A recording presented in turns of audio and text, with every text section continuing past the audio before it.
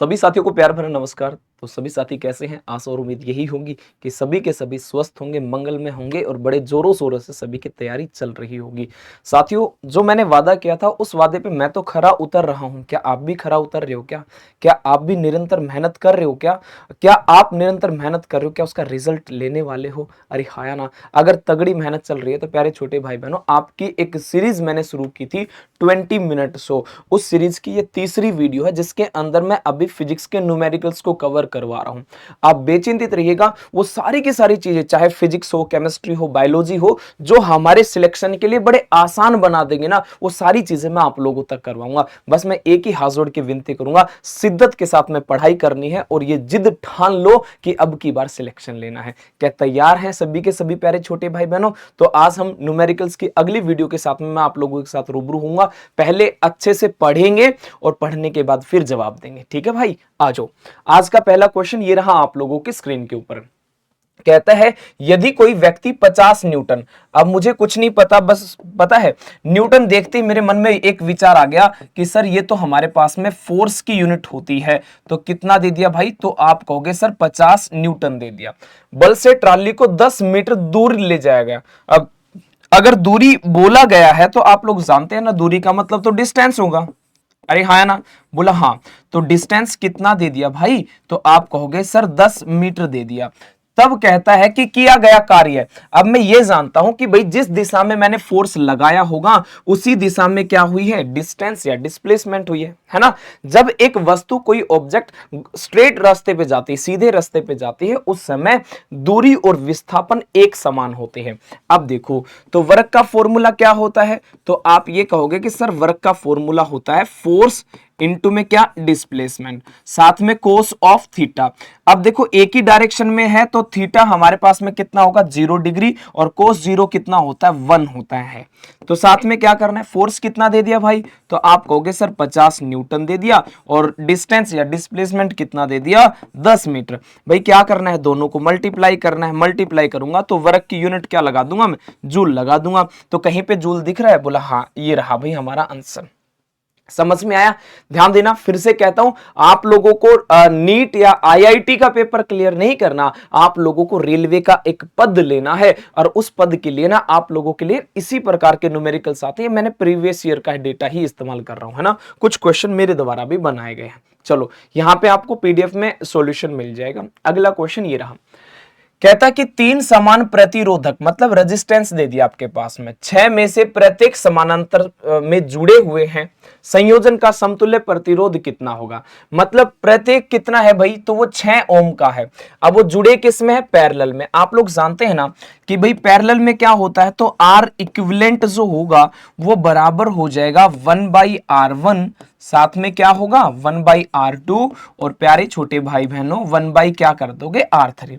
अब एक बात बताओ, ये सभी के सभी r1 r2 r3 तीनों के तीनों, है ना भाई, r1 R2 और R3, ये तीनों के तीनों कितना दे रखे? सब बराबर है, 6 ओम। तो मैं रख दूं क्या? बोला हाँ, 1/6, 1/6 प्लस में 1/6। भाई मुझे एलसीएम लेना आता है? बोला बिल्कुल आता है। कितना ले लूंगा? 6। 6 से 6 गया तो 1, प्लस का फिर से 1, प्लस का फिर से 1, ऊपर कितना हो गया? 3 हो गया ऊपर का, है ना। तो 1/r इक्विवेलेंट बराबर हो जाएगा 3 में कितना? 6। कट करूंगा तो कितना आ जाएगा? 1/2। देखो ये 1/r था, ये 1/2 है। जब मैं दोनों को पलटूंगा तो r इक्विवेलेंट की वैल्यू आ जाएगी मेरे पास में 2। अब रेजिस्टेंस है तो ऑब्वियसली बात है, यूनिट क्या ले लेंगे हम लोग? ओम लेंगे। तो आपका आंसर क्या आ जाएगा? आपका 2 ओम जो है आंसर आ जाएगा। 3 दूनी 6। एक छोटा सा क्वेश्चन मैं आप लोगों से पूछूंगा, और भाई पता है अंतिम क्वेश्चन का जो है ना जवाब सभी छोटे भाई बहन दिया करो, है ना। मैं एक यूनिट पूछ रहा हूं आप लोगों से। मैं ये पूछ रहा हूं कि भाई ओम मीटर किसकी यूनिट होती है? ओम मीटर। तो कमेंट बॉक्स में तुम्हें देख लो, तैयारी कर रहे हो ना, तो देखो मैं तुम्हें कसम तो नहीं दूंगा, परंतु आप लोगों है ना जो जज्बा है ना, तो इनका आंसर जरूर देना प्यारे बच्चे। ओम मीटर किसका? सर्च करके नहीं देना, जो भी आपको याद है, अच्छा बुरा जैसा भी याद है आपको बताना होगा। ठीक है, चलो यहां पे आपको सॉल्यूशन मिल जाएगा। अगला क्वेश्चन ये रहा आप लोगों की क्वेश्चन स्क्रीन के ऊपर, कहता है कि ए बॉडी ऑफ मास 100 ग्राम, बस मास दे दिया तो कोई बात नहीं, मैंने मास लिख लिया भाई। मास कितना दे दिया तो 100 ग्राम दे दिया, कोई दिक्कत नहीं है, ठीक है। Rotating on a circular path, अच्छा पाथ कैसा दे दिया, सर्कुलर दे दिया। रेडियस ऑफ आर, मतलब वो सर्कुलर पाथ पे चक्कर लगा रहा है, कोई भी चीज है, कोई भी पार्टिकल है, और इस सर्कल की रेडियस कितनी दे दी, आर दे दी आपके पास में, कांस्टेंट वेलोसिटी से मूव कर रहा है। द वर्क डन, अब देख लो ये लिखा हुआ है भाई वर्क डन आपके पास में, तो बस मैं एक चीज जानता हूं, और वो क्या है कि भाई वर्क डन का फॉर्मूला अब वर्क डन का फॉर्मूला क्या होता है, फोर्स इनटू में डिस्प्लेसमेंट, साथ में क्या लेंगे, कोस थीटा। अब देखो क्या हमें फोर्स गिवन है, नहीं है, क्या डिस्प्लेसमेंट गिवन है, हां। जब भी आप लोग है ना कोई भी ऑब्जेक्ट सर्कुलर पाथ में होती है, अब देखो यहां से कोई ऑब्जेक्ट शुरू हुई और आके यहीं पे आके खत्म कर देती है, तो हमारे पास में क्या कहेंगे, उस अवस्था में डिस्प्लेसमेंट कितना हो जाता है, 0 हो जाता है। पता है ना, सर्किल एक ही लगाया जैसे, है ना, क्योंकि यहां पे लिखा हो ना एक पूर्ण चक्कर में किया गया कार्य, तो अगर सर्किल एक बार ही कंप्लीट किया है तो जहां से उसने शुरू किया वहीं पे आके खत्म कर दिया, तो इनिशियल और फाइनल वेलोसिटी क्या हो जाएगी, इक्वल। जब इनिशियल और फाइनल वेलोसिटी बराबर हो जाती है उस समय डिस्प्लेसमेंट क्या हो जाता है, 0। अगर ये वाली क्वांटिटी अगर मेरे प्यारे छोटे भाई बहनों 0 है तो उस अवस्था में वर्क भी आपको क्या मिलेगा, 0 मिलेगा। डन है, चलो ये वाला क्वेश्चन तो आपको समझ में आ गया होगा। अगला क्वेश्चन ये रहा आप लोगों की स्क्रीन के ऊपर, समझना, पढ़ना ईमानदारी से, फिर आप जवाब देना भाई। देखो क्या कहता है, ए बॉडी ऑफ मास m, चलो ठीक है, moving with velocity 4 kilometre per hour, अच्छा collides with a body of mass 3m, किसी से अच्छा टकराती है वो, ठीक है, एट रेस्ट, टकरा गई तो वो उसके साथ में आ गई, चलो ठीक है। Now the mass starts to moving with the velocity of, अच्छा देखो एक चीज समझो आपके पास में, है ना, अब समझना क्या है आप लोगों को, है ना, पता है ये इनक्लोज आ जाते हैं, मतलब इकट्ठा हो जाते हैं। तो आप एक बात बताओ, आपको मास दे दिया और वेलोसिटी दे दिया, तो आप लोग जानते हैं ना कि जब भी कोई भी चीजें टकराती है तो टकराने से पहले का मोमेंटम और टकराने के बाद का मोमेंटम हमेशा एक समान रहता है। तो कहने का मतलब अगर मोमेंटम ऑफ इनिशियल की बच्चे बात की जाए तो वो मोमेंटम ऑफ फाइनल के बराबर होता है। इनिशियल में क्या लिखेंगे, तो आप लिखेंगे मास इंटू वेलोसिटी, फाइनल भी क्या होगा, मास इंटू वेलोसिटी, है ना। ये दोनों बराबर इसलिए लिखे हैं क्योंकि ये इनिशियल वाला डेटा और ये फाइनल वाला। अब आ जाओ, क्या कहता है, मास कितना दे दिया भाई इनिशियल में, तो आपने कह दिया m दे दिया। वेलोसिटी कितनी दे दी, तो आप कह रहे हो कि सर 4 दे दी। चलो उसके बाद में क्या होता है, तो वो एक दूसरे के ना संपर्क में आ जाते हैं जब वो टकराएंगे। अब संपर्क में कौन सा मास है, m, m किसके साथ में है, 3m के साथ में। अब देख लो मेरे पास में ये m है और ये 3m है, टकरा गए। अब टकराने के बाद वो एक साथ में है, वो जब एक साथ में हो गए तो मास जुड़ेगा, यस और नो, टकराएंगे एक साथ में इकट्ठे तो मास क्या हो जाएगा, ऐड हो जाएगा। तो पहले मास कितना था m, टकराया किससे है तो 3m से, ठीक है, इकट्ठा हो गया। साथ में वेलोसिटी को मैं लिख देता हूं v, क्योंकि आप लोगों से ना किस वेग से गति करना शुरू होगा टकराने के बाद, तो मेरे को v निकालना है। तो यहां पे कितना बच गया, यहां पे बन गया 4m, और m कितना हो गया, 3m कितना हो गया, यहां पे भी 4m, इनटू में क्या कर देंगे वेलोसिटी, इससे ये कैंसिल हो जाएगा। तो वेलोसिटी हमारे पास में फाइनल वाली वेलोसिटी किसके बराबर आ जाएगी, 1 के बराबर आ जाएगी, है ना। यूनिट यही ले लेंगे हम लोग, किलोमीटर पर हावर। क्या समझ में आया क्या सभी साथियों को, है ना। तो टकराने से, कोलिजन से पहले का मोमेंटम और कोलिजन के बाद का मोमेंटम हमेशा इक्वल होते हैं, समझ लेना भाई। ओके चलो, यहां पे आपको सॉल्यूशन दे रखा है जो कि पीडीएफ के फॉर्मेट में आपको मिल जाएगा प्यारे छोटे भाई बहनों। अगला क्वेश्चन ये रहा, क्वेश्चन कहता है कि द्रव्यमान जो है m और 2m के दो पिंड समान गतिज ऊर्जा से गति करते हैं, उनके रेखीय संवेग का अनुपात, the ratio of linear momentum. पहली बात तो आपको मोमेंटम और काइनेटिक एनर्जी का रिलेशन पता होना चाहिए, नहीं पता है तो आपको समझना होगा। देखो अच्छा, मोमेंटम को p के द्वारा रिप्रेजेंट कर सकते हैं जिसे मास इंटू वेलोसिटी लिखा जाता है। काइनेटिक एनर्जी क्या होगा, तो आप कहेंगे काइनेटिक एनर्जी होता है हाफ mv²। अब एक चीज समझना आपके पास में, देखो यहाँ पे mv है, यहाँ पे m परंतु v का स्क्वायर है, तो मैं इसका स्क्वायर करने के लिए यहाँ पे m कर दूं मल्टीप्लाई और m से ही क्या कर दूं डिवाइड, तो क्या बनेगा, तो यहाँ पे बनेगा mv का होल स्क्वायर कर सकता हूं क्या, क्योंकि 2m हो गए, नीचे कितना बनेगा तो आप कह दोगे 2m। यहां पे क्या लिखूंगा मैं, काइनेटिक एनर्जी आपके पास में, है ना। अब देखो ये क्या है, तो ये है हमारे पास में मोमेंटम। तो आप ऐसा लिख सकते हैं कि काइनेटिक एनर्जी जो है वो मोमेंटम का स्क्वायर अपोन में क्या हो जाएगा, 2m हो जाएगा। अब आता हूं मैं क्वेश्चन पे, मेरे को रिलेशन का पता चल गया।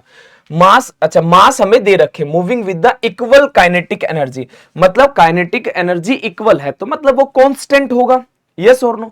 अच्छा ये 2 भी तो कांस्टेंट है, तो क्या मैं इसको यहां पे लेके चला जाऊं तो ये कांस्टेंट बनेगा इतना का इतना हिस्सा, यस और नो।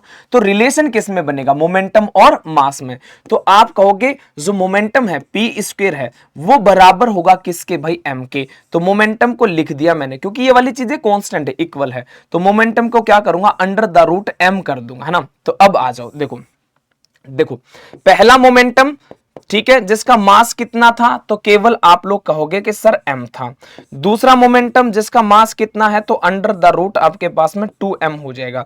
जब आप इन दोनों को डिवाइड करोगे तो कितना आ जाएगा भाई, ये m है, ये क्या बोलते हैं, अंडर द रूट 9m है, तो अंडर द रूट m से under the root m cancel, तो ऊपर कितना बचेगा 1, और अंडर द रूट 9 है तो 9 का कितना रूट हटाएंगे तो कितना आ जाएगा 3। तो अगर आप इसको अच्छे से लिखोगे तो 1 रेशियो कितना आ जाएगा, 3 आ जाएगा, जो कि आपका आंसर होगा 1:3 आपके पास।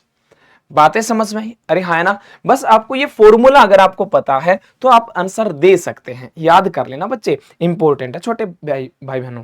डन, ये आपका सॉल्यूशन मैंने दे रखा है, तो इसको भी आप लोग एक बार देख सकते हैं। चलिए अगला क्वेश्चन ये है, कहता है कि the speed of light in medium, अच्छा मीडियम की बातें कर रहा है हमसे, ऑफ रिफ्रैक्टिव इंडेक्स म्यू दे दिया हमें, है ना। चलो म्यू कितना दे दिया प्यारे छोटे भाई बहनों, तो आप कहोगे 1.5। देखो म्यू जो है आपके पास में, इसका फॉर्मूला होता है C/V आपके पास में।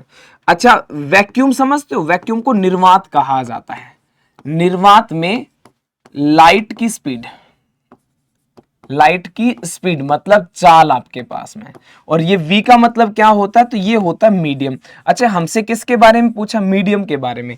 इसकी वैल्यू तो हमें गिवन है, कितना है 1.5, वहां पे देखो लिख रखी है। अच्छा इसकी वैल्यू मुझे याद है, 3 गुणा में 10 की पावर कितना भाई 8।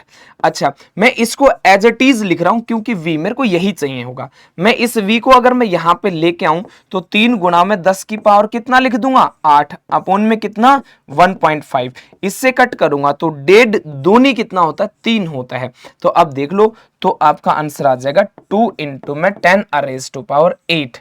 कहीं पे लिखा हुआ है क्या, बोला हाँ, तो राइट आंसर हो जाएगा ऑप्शन नंबर 4। डन है सभी का। चलो अगला क्वेश्चन ये रहा आप लोगों की स्क्रीन के ऊपर।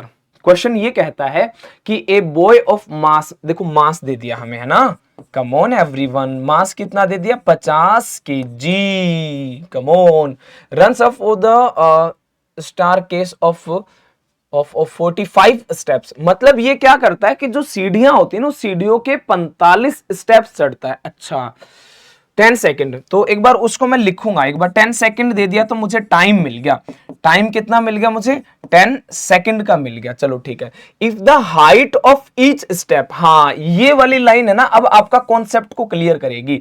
मतलब हाइट दे दी। अब भाई देखो एक बात बताओ, सीढ़ी कितनी चढ़ा है, वो 45 सीढ़ी चढ़ा है, परंतु सीढ़ियों की जो ऊंचाई थी वो कितना है 14 सेंटीमीटर है। अब देखो चढ़ाई कितनी की है उसने 45, ठीक है भाई, और है कितना आपके पास में 45, एक कितना है तो 14 सेंटीमीटर का है। अच्छा चलो मीटर में निकालेंगे, तो मीटर में निकालेंगे तो इसके अपोन में कितना कर दूंगा 100 कर दूंगा। तो ये क्या दे दिया आपको, ये हाइट दे दिया आपके पास में। चलो और क्या दे दिया, अच्छा जी भी दे रखा है आपके पास में, और जी कितना दे दिया आपके पास में 10 मीटर पर सेकंड का स्क्वायर। अच्छा निकालना क्या है ये भी तो बता दो।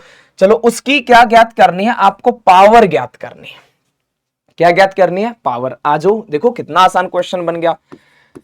पावर मतलब शक्ति दे मैया, पावर किसके बराबर होता है, तो वर्क अपॉन में टाइम, है ना। चलो अच्छा वर्क का कोई ऐसा फॉर्मूला है क्या जिसमें मास भी आए, जिसमें हाइट भी आए, जिसमें जी भी आए, जिसमें टाइम भी आए। सर टाइम तो नहीं आएगा, परंतु आप ये जानते हैं कि कैपेसिटी ऑफ डूइंग वर्क, कार्य करने की क्षमता को एनर्जी कहते हैं।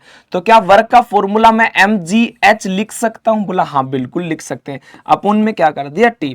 अच्छा m की वैल्यू कितनी दे रखी है भाई? तो आप कहोगे सर 50 दे दी। g की वैल्यू कितनी है? 10। h की वैल्यू कितनी है? तो आप कहोगे 45 इंटू में 14 अपोन में कितना कर दूंगा मैं? वहां पे लिखा हुआ है 100, तो मैंने 100 कर दिया। और साथ में प्यारे बच्चे टी टाइम कितना दे दिया आपके पास में? तो टाइम आपको दे दिया 10। ठीक है, अब देखो इस 10 से ये 10 कैंसिल आपके पास में, मैं अलग कलर ले लेता हूं ना। इस 10 से ये 10 कैंसिल हो गया। अच्छा 52 जा 100 होता है ना। 2 से कट करूंगा तो कितना आएगा? 7 आएगा। अब देखो आंसर बताओ। 45 7 पंजे 35 का पंजा असल पाई 3 पावर मतलब 3 होगी। 7 चौका 28 और 3 कितना होता है? 31 होता है। तो 315 है ऑप्शन में। बोला हाँ। अब देखो पावर की यूनिट क्या होती है? वाट होती है। तो अब कमेंट बॉक्स में आपको मुझे ये बताओ 1 हॉर्स पावर जो है वो कितने वाट के बराबर होता है? ये मेरा अगला क्वेश्चन है आप लोगों के लिए। ठीक है, बता देना। 2 क्वेश्चन पूछ चुका हूं अभी तक मैं, है ना। चलो अगला क्वेश्चन ये रहा। कहता है कि एक वस्तु 200 मीटर की ऊंचाई से गिर रही है। 200 मीटर की ऊंचाई से गिर रही है, ठीक है। 100 मीटर गिरने के बाद उस वस्तु में कौन सी ऊर्जा उपस्थित होती है? मतलब पहले यहां थी, अब वो यहां पे है आपके पास में, तो कौन सी रहेगी आपके पास में? अब हाइट से जब वो गिर ही रही है तो ये बात तो लाजमी है, उसमें काइनेटिक एनर्जी और पोटेंशियल एनर्जी दोनों रहेंगी। ठीक है, less kinetic energy more potential energy नहीं बच्चे, ऐसा देखते हैं एक बार। जीरो पोटेंशियल एनर्जी तो बिल्कुल नहीं होगा, तो इसको तो हटा ही दो आपके पास में। मोर kinetic energy and less potential energy, half potential energy and half kinetic energy. भाई पहले 200 से गिरा है, अब 100 से गिरा रहे हैं, तो चीजें कितनी हुई? हाफ हुई है। तो ऑब्वियसली बात है कि आप लोग इन क्वेश्चनों के आंसर नहीं देंगे, आप लोग क्या करते हैं? ये वाला। ठीक है भाई, राइट आंसर क्या बनेगा? 4th वाला बनेगा, क्योंकि चीजें आधी हो चुकी है।